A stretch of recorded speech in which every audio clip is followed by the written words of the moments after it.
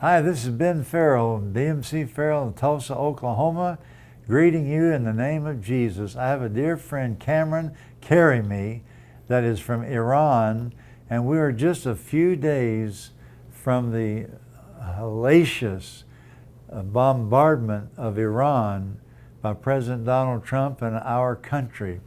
And I want to have our pastor help us understand and help us pray.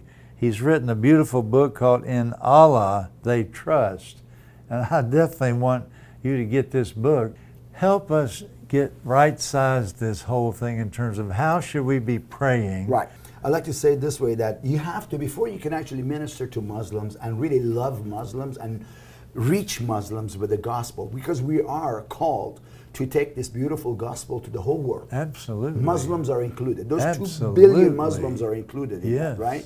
But before you can be effective in that, you got to know one thing, because what I've recognized, majority of Christians, especially in the West, don't know the difference between Islam and Muslims. Okay. Once you deal with that, and then you ask God to bring them on your path, and as you do, however the Lord brings them on your path, and you open up and you let God fill your mouth, and you share that, they are the easiest people, because they have, Muslims are more committed to God than most Christians are committed to God. I hate to say that, but that's the truth, because they are willing to lay down their life to die for their belief system.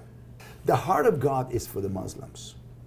And I believe God has raised the church for such a time as this to know how to deal. You got to differentiate between Islam, deal with Islam, eradicate Islam by the authority that we have in the name of Jesus, by the covenant that we have in the name of Jesus, and then step out and share the gospel with the Muslim that God, when you ask God to bring the right person on your path, He will. They're ready to come. They're ready to come, and God will lead your path to cross. Wow. And that's when you begin to really share from your heart by the leading of the Spirit, and they're just come into the kingdom. They really do.